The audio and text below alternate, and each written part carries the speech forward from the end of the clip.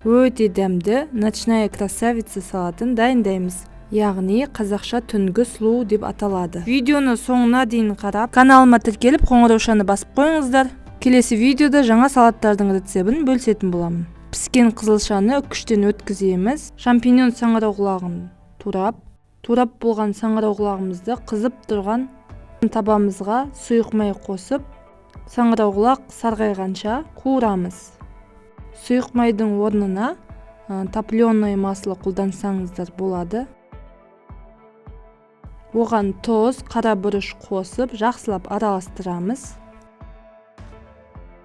Біздің саңырауқұлағымыз түсі осындай болғанша қуырамыз.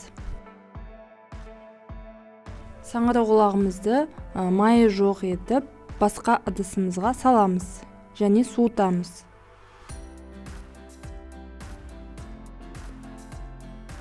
Суыған саңырауқұлақты осылай соломка етіп турадым. Соломка етіп турамай сала берсеңіздер де болады. Енді тұздығын дайындаймыз.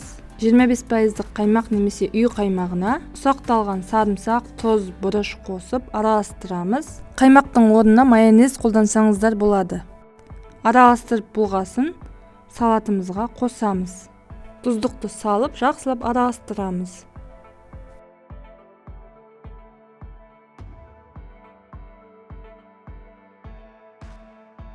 Пармезан ірімшігін осылай ұсақ үккіштен өткіземіз. Бұдан да ұсағынан өткізсеңіздер де болады.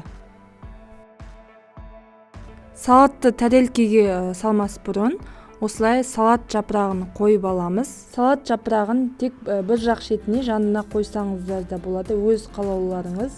Салат жапырағының үстіне салатымызды орналастырып, бетіне пармезан ірімшігін себеміз. Мінекей салатымыз дайын. Бәріңіз жасап көріңіздер. Енді моцарелла салатын дайындаймыз. Бринзаны кубиктеп осылай тураймыз. Туралған бринзаны ыдысымызға салып, үстіне жүгері крахмалын қосамыз. Жақсылап араластырамыз осылай.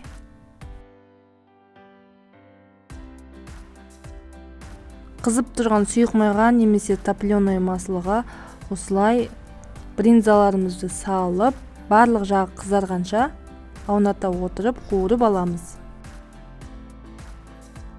Қызылшаны үккіштен өткіземіз. Тұздығына сарымсақ пен сұйық май қоссаңыздар да болады.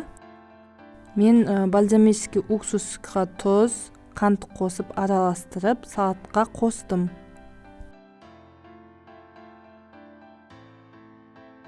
Салат салатын ыдысымызға жақсылап жуылған шпинат жапырақтарын осылай әдемі етіп орналастырамыз. Жапырақтың ортасына қызылшаны салып шығамыз. Қуырылған саңырауқұлақты қызылшаға қосып жіберсеңіздер де болады. Қуырылған бринзаны осылай әсемдеп қойып шығамыз. Қуырылған саңырауқұлағымызды салаттың бетіне қойып шығамыз. Өз қалауларыңыз бойынша әсемдейсіздер. Бетіне бальзамический крем соус сеуіп шықтым. Қуырылған бринза қосылған моцарелла салатымыз дайын. Видео ұнаса достарыңызға поделиться етіп, лайк басып пікір қалдырып қойыңыздар. Келесі жаңа видеода кездескенше астарыңыз дәмді болсын.